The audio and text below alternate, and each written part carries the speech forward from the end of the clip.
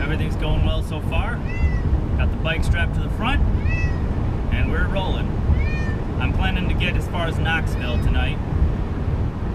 Got a little bit later start than I wanted, but that's always the case, isn't it? Frank is sitting on the couch behind me, and he's not too happy. You can probably hear him. I hate to put him through this stress, but it's the only way to get him used to it, is to just do it. But he's gonna be fine. We are on I-96, heading for US 23, where we will turn and head south. So we will see you guys in Knoxville.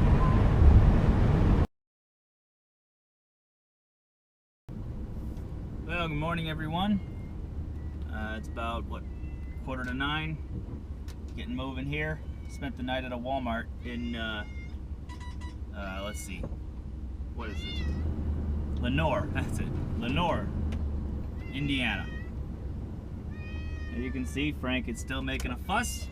As long as the vehicle's not moving, he's fine. Anyway, Lenoir, Indiana, Lenoir, Tennessee, Walmart. Was just fine. Found a nice sort of quiet place to park. There was another RV and a truck, and we just slept for the night. I went shopping, got some things I needed. Spent over $100 on just stuff I forgot to bring with me. Went to take a shower this morning, and the water heater keeps shutting off. So that's a little annoying. Couldn't shower this morning. Fortunately, I did install one of those electric options. I showed you that, and that'll allow me to shower while I'm camping at the campgrounds. But I'd really like to be able to shower when I'm not connected to electricity. So I may stop at an RV place along the way and have it looked at. I haven't decided yet. Because worst case scenario, I could always just start my generator, run that for an hour, and let the electric thing heat the water that way. But I don't want to have to be reliant on my generator, so. I was gonna pull into Chick-fil-A and eat, but the line is around the building, so I'm not going to eat here. I'm going to continue on, eat somewhere else. Alright. Only got about 169 miles to go, so we'll be at the campground soon.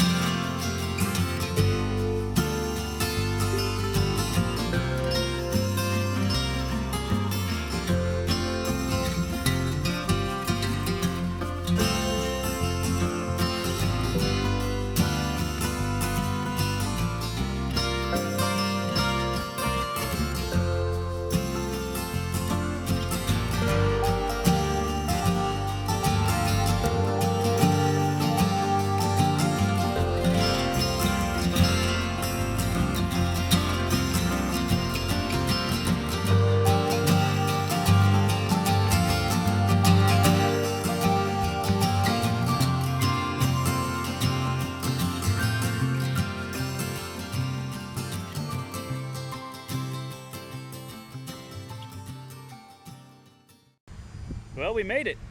We are at the old Federal Campground in Flowery Branch, Georgia, and it is beautiful. As you can see, I'm standing at my campsite, and this is the view I've got. Absolutely fantastic. There's a really cool RV next door. I don't know what it is, but it's cool. And then here's the queen right here. I got the blocks under to get her a little more level. Doesn't have to be perfect, but it's close. Frank is chilling inside. What's the matter, Frank? I had you out a minute ago, and all you wanted to do was come back in. I know. Still getting used to it, huh, buddy? These screens seem to do really well. Anyway, yeah, I had Frank out for a few minutes, and he sat in my lap for, you know, maybe 5 minutes, and then just had enough, wanted to go back inside. It's a little bit much for him right now, but anyway, I still haven't showered yet. I just got set up. I hooked up. I got full hookup. Well, not full hookup, but water and electric. Turned on the electric heater, the water heater, so that should be hot in about an hour, and then I'll finally get to take a shower. And then I'm going to do a whole lot of nothing for the rest of the day. I'm going to sit in my chair right there and chill. So that's the plan. And I'll take you around probably tomorrow. Show you the scenery, because it's nice. Yeah, it's going to be a good 3 days. Well, good morning, everyone. It is day 3 here at Old Federal, Monday the 19th, I think. And that doesn't make any sense. 19th, 17th? Yeah, 19th. It rained all day yesterday. I got up and it was sprinkling, and I looked at the radar and there was like this little cloud of rain that was coming over us, and I thought, okay, it's only going to rain for an hour or two and then it's going to stop. No, it hovered over us and it rained all day. That sun is terrible. So needless to say, we didn't do much. Pretty much just sat in the RV the whole time. And so now that it's not raining anymore, I've decided to take a nice walk and tell you about things. Found a couple of leaks. Over the side door, there was a pretty good leak. I had to put a towel under the door there to catch the dripping water.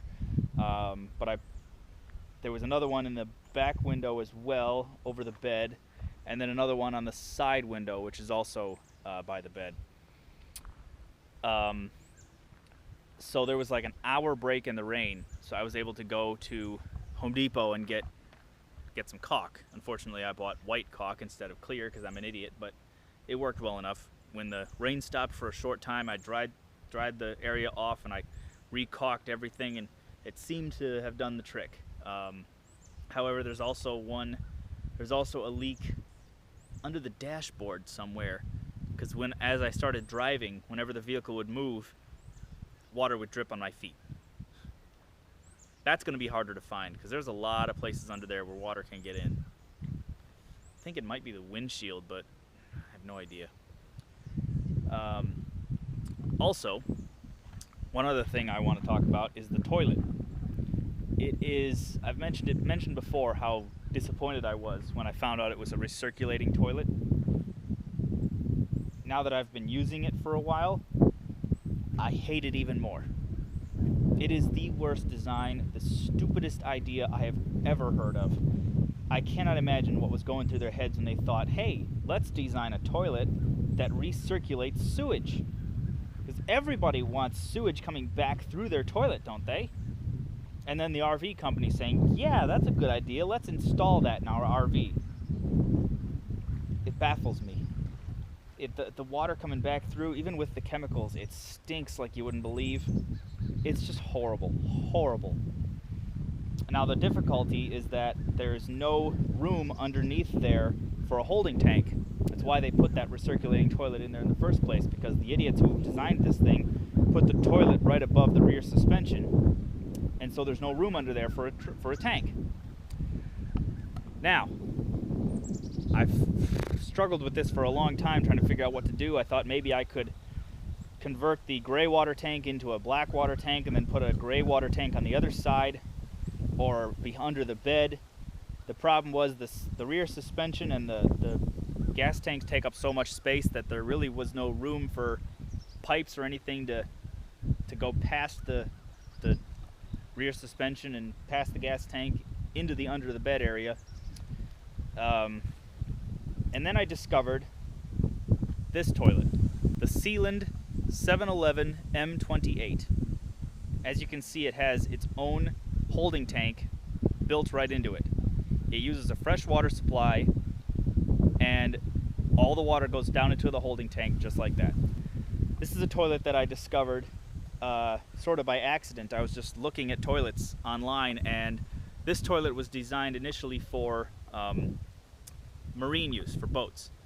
And it has a thing on the top behind the toilet where you attach a vacuum thing that sucks the sewage out. But you can also get it with a below gravity dump, which is what I would need. And I measured it, and assuming the manufacturer's measurements are accurate, it will just barely fit in the bathroom of the African Queen. I mean, just barely. But if it does, and I can make everything line up and install properly, it will be absolutely perfect. It'll be exactly what I need. A freshwater flushing system, once it goes down the toilet, it stays down the toilet. Everything else is good. Frank and I are very comfortable. Frank is really getting used to being in the van, riding in the van. He still whines a little bit when the thing moves, but he gets quiet fairly quickly after that. And he's also getting very good walking on the leash. He still doesn't quite understand the whole "you follow me" thing. He still wants to pretty much go wherever he wants to go, and then he gets upset when the leash won't let him. But he's getting used to it. We just walked all around the campground earlier today, and he was just fine. So that's how things are going. So I just decided I wanted to walk around the campground a little bit and show you the scenery. So enjoy it.